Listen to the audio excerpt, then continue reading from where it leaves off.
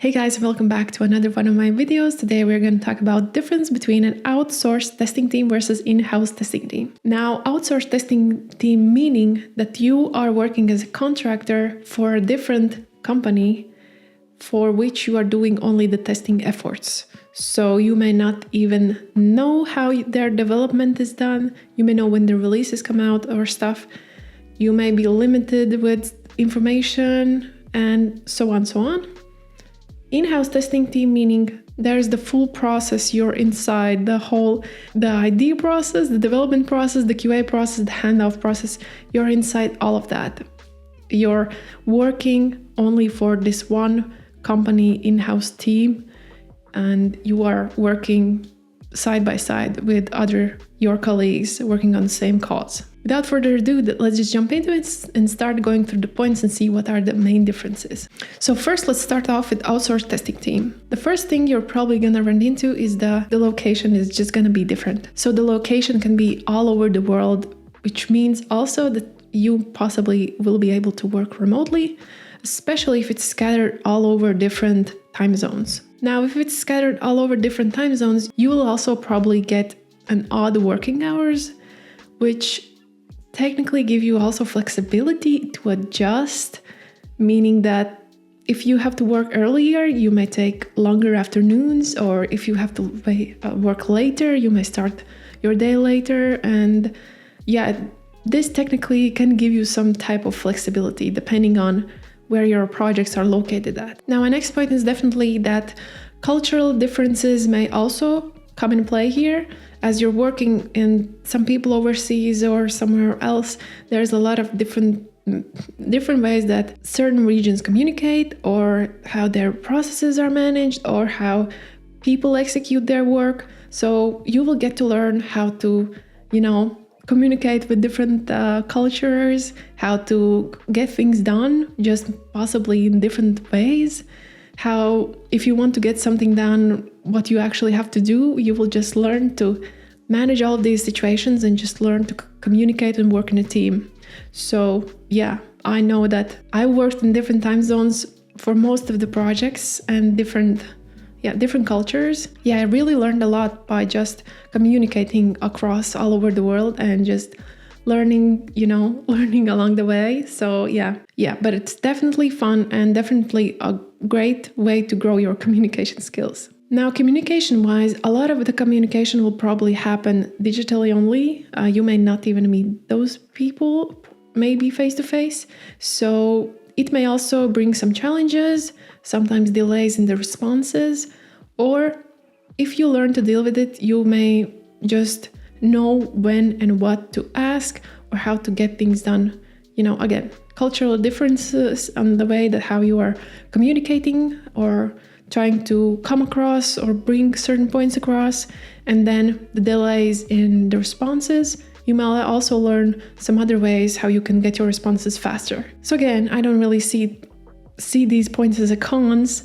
It's just, I guess you learn to adapt to different situations, which is great in any way, right? Adaptation is something very crucial, I would say, in the tech world, as things develop and move and change very quickly. Now, next point is product knowledge and accesses. If you're in an outsourced team, there may be very limited knowledge. There may be very limited product knowledge that you've been given. You may not get documentation, or a lot of the time there may not be any documentation.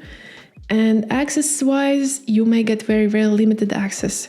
You may only be put on the testing part and how they're fixing issues, how they're developing it, or even seeing the code. You may probably never get to do that. A lot of the time there's very strict accesses.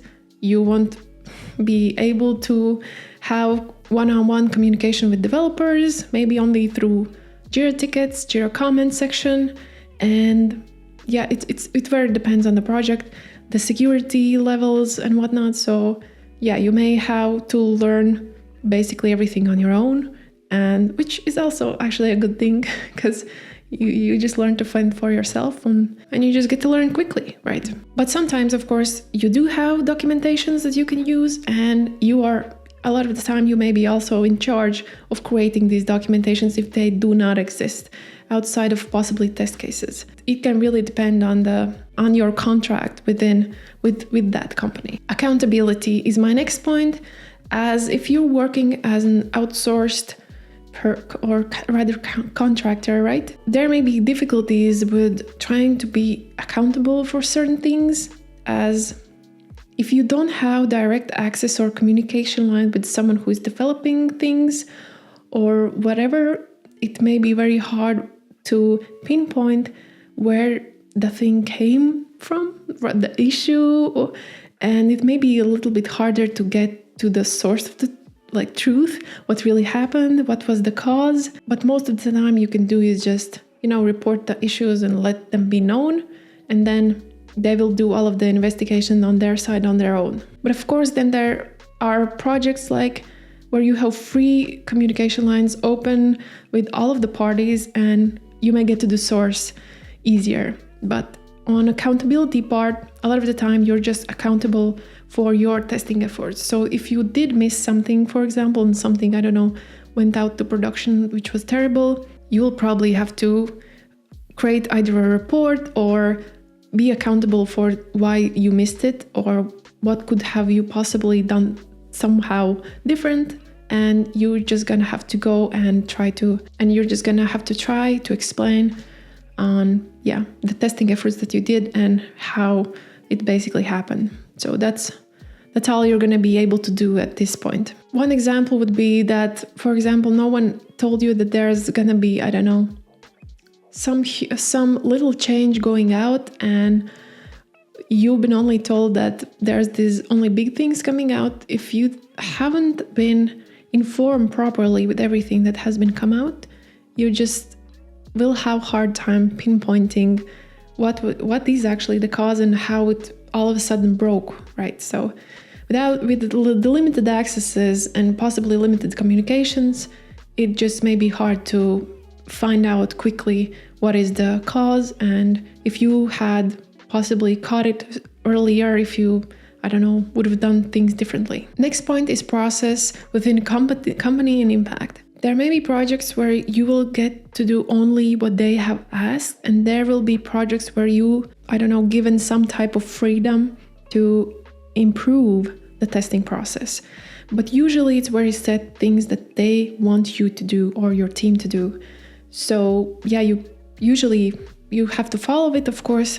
It depends what type of person you're working on the other side. They may be very open to your suggestions. You may not have as big of an impact. For example, you can just, say, hey, reach out to this designer and say, hey, I would think this would be cooler if it would be a different way. It's hard if you are cut off from those communications, and the only thing you can do is, have bug tickets, only create bug tickets.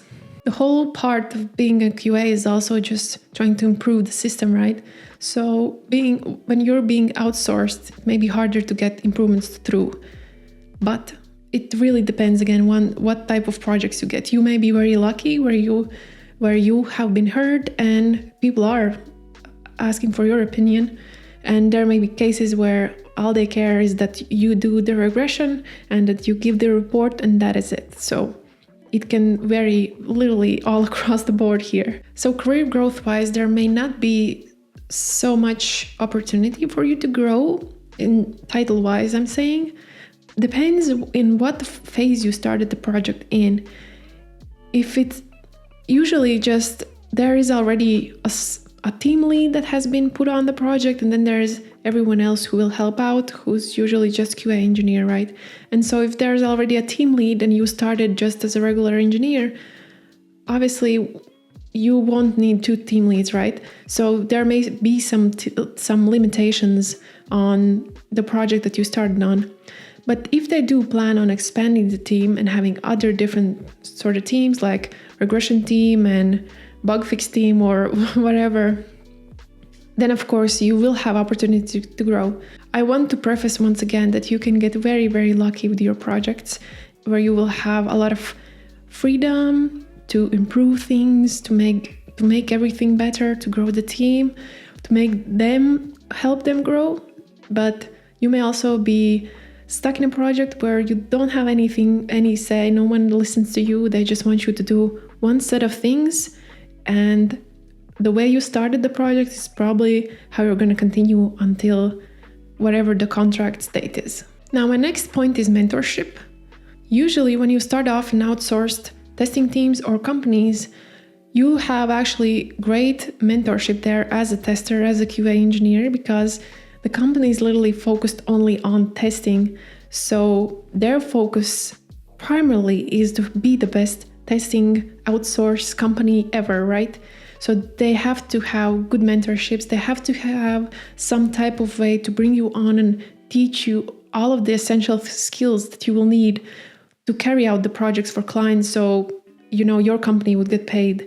So I would say mentorship wise, this is a great place to actually seek and start out. Yeah, this is definitely a great place to start out as a junior tester and just have the best mentorship around. So my next point is company culture. And company culture wise, you may only get the company culture to experience it only within your own company, but for the project that you're working on, a lot of the times you're not really involved. You may not even meet them face to face ever. They probably won't invite you to their company events. Well, sometimes they do. Once again, really depends. Sometimes you may be asked to join some conferences, but other times it's possible that you will never actually meet them face to face. You will just execute the work that you've been contracted on, and that's it. Your communication may be through Slack, through some type of meeting scheduled, or emails. And yeah, that's just the way it is. So the company culture you're going to get is only from the company that you actually work. Next point I really wanted to preface as a great opportunity for new testers. Starting out in this type of company can be very, very great for you to learn things very quickly.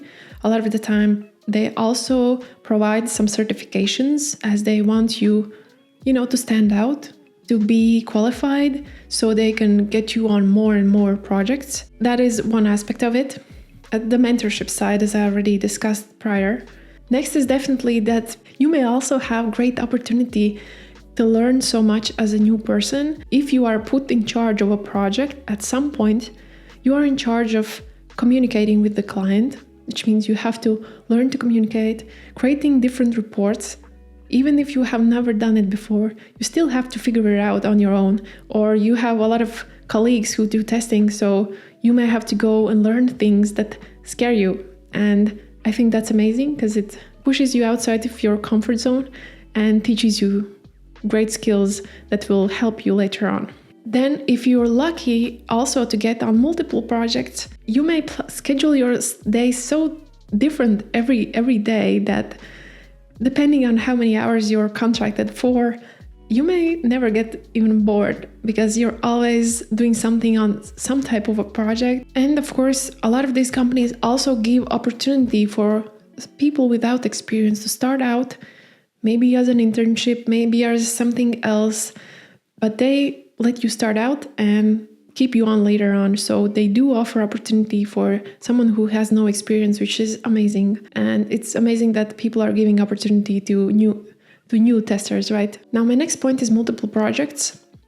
Depending on how your leadership or manager team is and how you're being put on the projects, you may have opportunities to choose your projects. You may have possibility to work on multiple projects at the same time, which means you get to learn a lot very quickly. You get to schedule your own day, plan your own work, and meaning that as long as everything is as the client wished, you can also bring a lot of improvements throughout all of the projects and just learn very quickly all of the things that you need to even lead projects, to carry them through, and to have great communication with your client. And it's definitely going to be essential. And especially if you are starting out, this is a great place to start. You just have to learn very quickly and you just have to adapt. So I would say, again, in my opinion, it's a pro, not a con. In the past, I have been working on multiple projects at the same time. I personally loved it because I could switch it up. One day I could do one thing the next something else. And so it just kept things interesting, and I never got into this routine where you lose sort of your creativity that you can use in the work. So yeah, I really loved the fact that I could just switch it around and have all of these communications with the clients. I had very lucky projects, I would say, as well. So they were they really trusted me, and I always tried to do the best as I can, and I always delivered even extra where I could. So yeah, still it does depend what type of projects you get in. There may be cases where you may not have so much freedom to roam. And then the last point is, in a company that does outsourcing, you probably also have a lot of options of physical devices available, because usually they need some type of physical devices for testing, which gives you options to explore, options to play around with your projects on a very, very different variety of devices. So you may get all of the freedom to experiment and just check out the project and do some extra work on it and just display what else they probably maybe didn't even know about their project. So yeah, I would say this is, once again, in my opinion, a plus. These are the points that I could think of, and I thought that these are the key things that I thought were important and I wanted to know before I started the work. And I thought, yeah, a lot of people don't even know these things. So hopefully there's something new you heard and you didn't probably know. So let's jump into the in-house testing team, the difference. Let's start off with location. Location-wise, usually you're probably at the same area, at least. Even with the remote work, you may still be working in the same country a lot of the time. This means that your working hours are probably going to be more set, or supposedly more set, more predictable, I would say. Well, it can though depend where your team is at. You can have team located also across the sea, and you may be living in Europe, so you may still get odd working hours. But most of the time, when the company is in one place, you have very set working hours. Communications. So if you're working from an office, communication is probably fairly simple. You just go and talk to the person. So communication-wise, it's much easier. Yeah, usually you can just get sorted things quicker if you are in the same time zone still as well. You can just have direct conversations with people right as issues arise, which, yeah, gives you a different level of communicating, right? Product knowledge. Now here, you will probably know all of it. Whatever you will need to learn, you will have the possibility to do so. If you need to know how backend works, you can just get in touch with backend. Now he can explain to you everything you possibly need, or you can just check pull requests yourself. Knowledge-wise, you are very set with all of the tools available here to actually know the project and how it's supposed to be working, or what may cause certain issue. Now let's jump on to accountability. Accountability-wise, it's easier to find out what has caused something when you are working in the same place and you have free access to everything. So it may be easier for you to pinpoint what went wrong. Was it your fault? Was it something else? Was it something you missed? And so you can just sort out these issues much, much faster. And you may not be left wondering what happened or just thinking what I missed, right? Processes in the company and impact.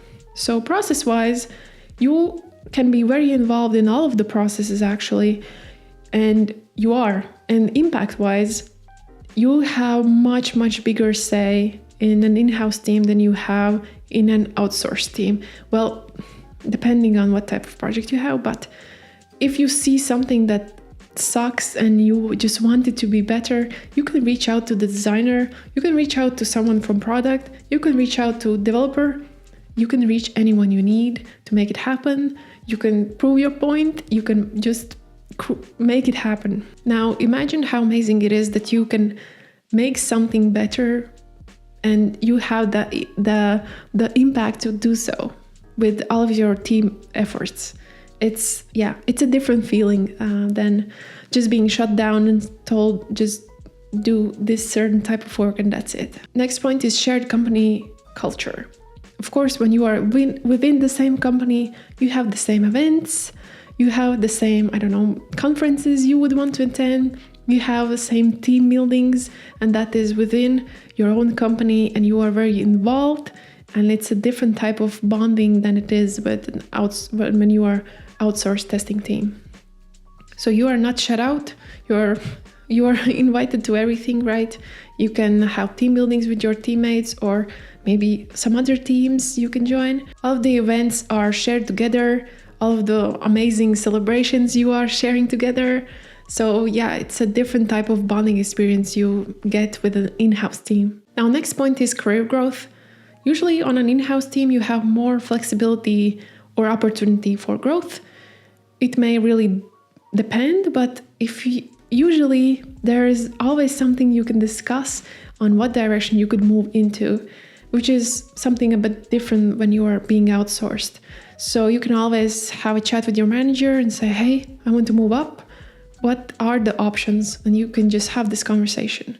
So yeah, it's very different. And if there is already a set way how things are done, well, then you have a pretty clear road you have to take, right? So yeah, I would say you have a bit more of opportunity in that sense. Mentorship wise, if you are starting out as a junior QA and there's more experienced QAs, you will have still a great mentorship, right? But here you will have probably also mentorship based on how the business is actually working, how product is being developed, how the ideas are created and growing, right? So it's a different type of mentorship. Usually in an in-house team, you are not being taught specifically only the best ways on testing is done. There may be just the way how it works within this company. So it will be different than it was in the textbooks. And the mentorship wise, yeah, you will just get a different type of experience. You will be mentored that not everything should be always done a set way. There may be cases where you have to create your own process, whatever that may be, whatever works for your project, and you may get a different type of mentorship more on the how product works, how it's supposed to work, and you will just have to try to follow the process already that is established there in the company. In-house team usually means that you will be working on a single project.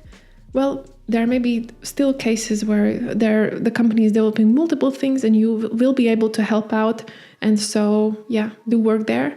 But usually it's like a single type of product. So it usually means that there's, depending on the growth pace of the company, depending on that, you may get to do very repetitive work, or you may get to have to adapt quickly and improve the processes over and over again until they start working, or so you can catch up on all of the development process. So opportunity-wise, companies that take in-house team a lot of the time like to take someone with experience. But usually if there's someone who vouched for whoever is going to come on as a newbie, then they will take on some unexperienced testers as well. I've done it in prior companies. I just said, listen, just give anyone to me. I'll just mentor them through and yeah, I will take full accountability for them. And yeah, everyone was welcome for that idea and they grew up to be great QA engineers. So it's amazing. But process-wise, as a new tester, you may get to learn and dive deep into all of the processes the in-house team is doing, not only in the testing department, but also in development department, design department, product department, marketing. You may learn all of these different departments and how they work, how the business works, what is the niche like, what is the marketing, like everything. You get to learn all of this when you're in-house team. You get to see how it's being moved to market, how it's changing other clients' lives. You get to see all of that and get to be a part of that, which is amazing. And so I think it's a different type of learning curve as it is when you're outsourced. You get to experience the project more, I would say, in a more personal way. You're all working for the same cause within the same room you're sitting at or whatnot. So yeah, I think it's amazing and empowering, actually. And I think it's amazing that you're just all striving for getting the project a little bit better each and every day. And you're seeing it in front of your eyes, how all of the big decisions are made, or you even get to be part of these discussions. So learning wise, it's a different way you get to learn how things are done. But I would say both of the cases, it's still amazing learning curve. Now, device-wise, usually for your projects, you just order a very specific set of devices based on how many users are using it, or if they even are using it, or just checking the stats and ordering them based on that. You don't really have 500 devices available whenever you need, but it also sort of makes sense that you only test devices that people are actually using, right? But yeah, this was basically the summary of what it is like working in an in-house team. I hope you guys learned something today, and it was actually very interesting trying to compile these and not make it seem like one is better than the other. Both of these opportunities are, in a sense, different, but in a sense, in both of those, you get to learn a lot and very, very different approaches of how things are done. So I wouldn't say that one is better than the other. I at least I didn't want it to come across that way. I feel like both of these opportunities are amazing, no matter which one you will get to work in. But you will be able to see the difference yourself if you do try in one or the other. You will see what I was talking about. If you already experienced both of these, working in such teams, maybe there is something you've noticed that is different, or something that helped you maybe get ahead faster, or learn faster, or get up to speed with the project faster. Drop it down below in the comments. But other than that, guys, thank you for watching, and I will see you in the next video.